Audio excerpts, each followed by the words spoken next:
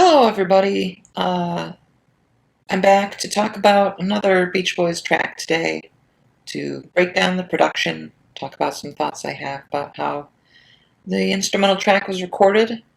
We're talking about the Beach Boys Today LP, and in particular, now we've turned to the second side, and we are on the second song of the second side, that is, I'm So Young. Now, what is there to say about I'm So Young, a track that at first glance seems sort of backward looking? It's a cover of a really old song, and it's well, really old, and it's real homebrew effort from the boys. Just the four instrument playing Beach Boys contributing to a very simple arrangement. But if you look a little closer, there's actually some sort of foretastes of things to come in just a sort of scaled down, more subtle, more homespun way. So that's what I'm going to draw your attention to as I dissect the track. And I'll note before we go over to the track environment that this time I ended up doing pretty much a complete recreation of everything. I normally don't like to do that because I don't like to think of what I'm doing as covers as such, more as recreations for the purpose of analysis, since the multi-tracks, can't really exist in reality to the level that I would want to have things available to isolate. I have to do it this way. But this turned out pretty much to be a straight-up track cover. Not a slavish cover, but just I had to do everything to show you all the interesting stuff that happens. So, let's go over to track view. See you there. Bye. Here we go. You're grass and I'm a Paramore. Take. Hey.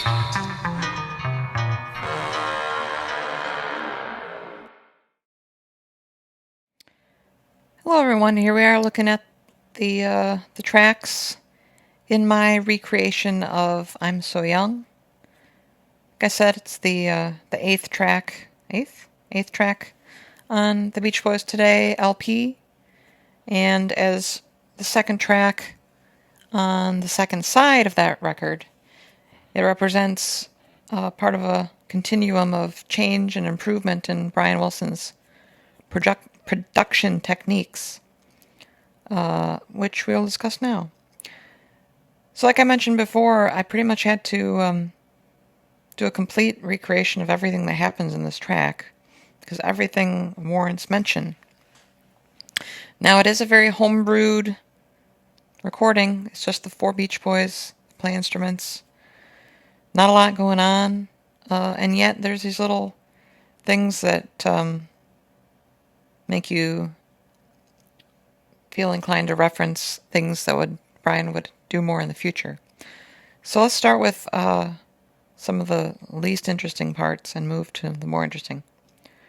Brian's playing some sort of Hammond organ, either B3 or C3. Sounds like this.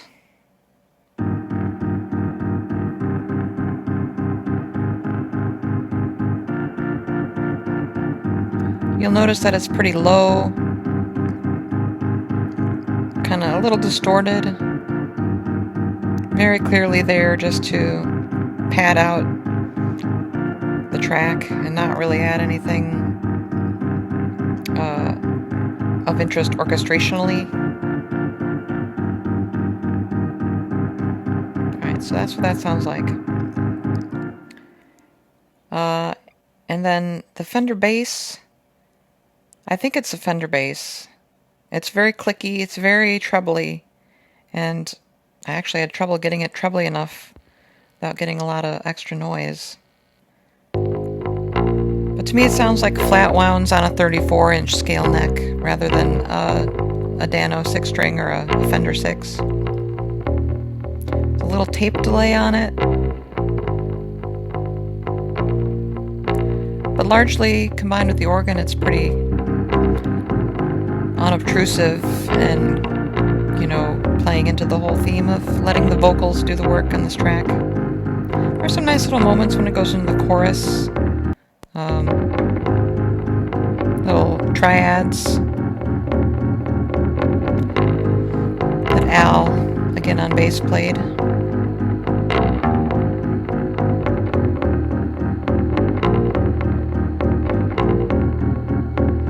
But again, nothing special, just very, very high-endy and clicky, which of course Brian would continue to do on Fender bass for several albums. So one of the interesting things that kind of maybe counterintuitively references things that would happen in the future. If you look back at the last several tracks we've done, there have been high track counts of guitars. Please Let Me Wonder has 4. Help Me Rhonda has 3, I think. Some of them had up to 7 or 8. But this one just has 1 playing at any given time. Carl, on the session tape, it almost sounds like Carl had to go to the bathroom, and then they just kind of knocked the take out without him, and that's why he overdubbed the guitar, because he starts playing in the beginning of the session, and then they get rid of him for the take, and he comes back and overdubs. And it's just a very simple part. And weirdly enough, unusual for this period to have just 1 guitar. Now later on, they did a little pickup to finish off the end of the track, and Carl overdubbed a second guitar there, but it's not playing at the same time as the first one. So effectively, it's 1 guitar texture through the whole track, and that's different than the wall of sound guitars that have been happening, and much more reflective of the future aesthetic when Brian would go to 1 or 2, maybe 3 guitars, but the whole sort of Pet Sounds formula of wouldn't it be nice with 2 electric guitars, and of course you had rhythm guitars here and there, but just less emphasis on massed guitars. So I hope that makes sense to you. So let's talk about the 6-string bass. It is probably a Dano bass, a Dan Electro 6-string bass, but it could be a Fender 6. We've never really established whether the Beach Boys owned a Dano themselves. No reason they couldn't, but friendly with Fender as they were, it wouldn't at all be surprising if they tried the Fender 6. I can't really tell. But you can hear the distinct sound of a 6-string bass with the slacker strings, the nice tape delay that Brian used to such great effect on 6-string basses over the years. So obviously Dan Electro basses had been used before, but I think, and do correct me if I'm missing something, this may be the first time where a bass separates from the main bass line and plays its own line up higher than normal. I think this is the first time that happened, where the bass 6 and the Fender bass are really completely independent parts.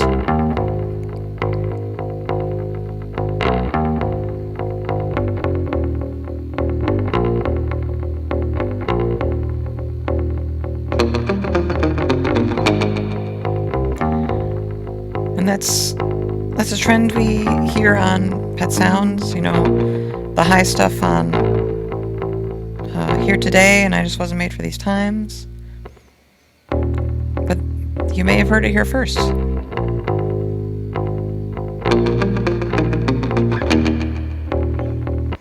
Okay. So the only thing left to talk about is the drums. And I normally wouldn't do drums just because they're really hard to recreate, because they're so acoustic and I don't have access to acoustic drums.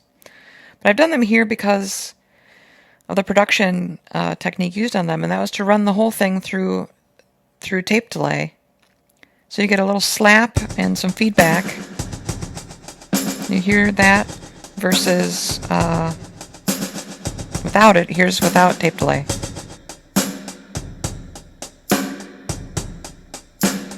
And here's with it added back.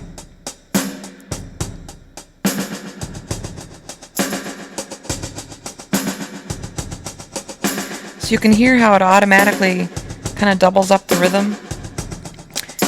I think it kind of reminds me of what I think Hugh Padgham did with Stuart Copeland's hi-hats on some Police records a lot later, where it just automatically gives them more urgency and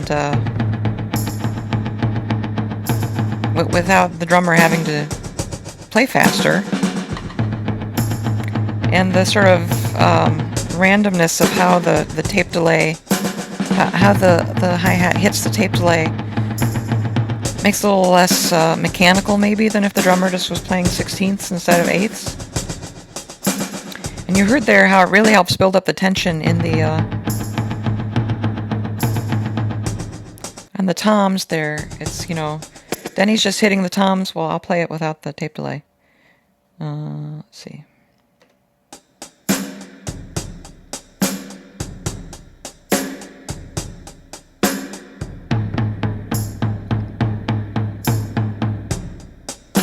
So that's what it is. But if you add the tape delay, it really adds that kind of bubbling up that really makes, the anguish of being so young very real.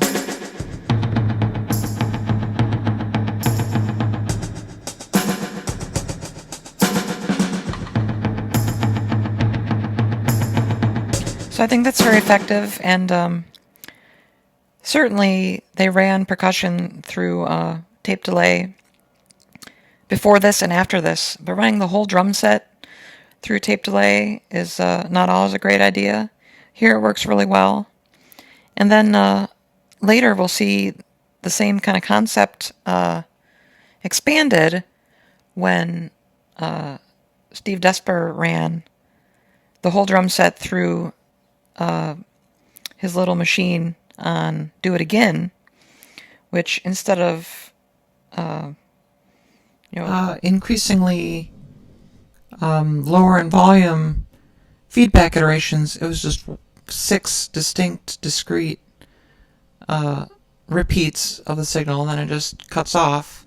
And when you add that to the drums at certain intervals, it makes the drums kind of sing at a certain tone. And we'll get into that when I cover Do It Again, when that time period comes up. When I'm doing these, which could be quite some time, we'll see. Anyway, I think that's what we're going to talk about for I'm So Young. Simple track, but certainly some things that give us a preview of ideas Brian had brewing and would show up in the future. So next we're going to do Kiss Me Baby, and hopefully that video will be under an hour and a half because there's just a lot to talk about there. After last time I didn't play the whole recreation through at the end, I got some comments that people missed that, so I'm just going to do that. I'm going to play my track recreation for I'm So Young. So enjoy that, and I'll see you next time. Thanks a lot. Bye-bye.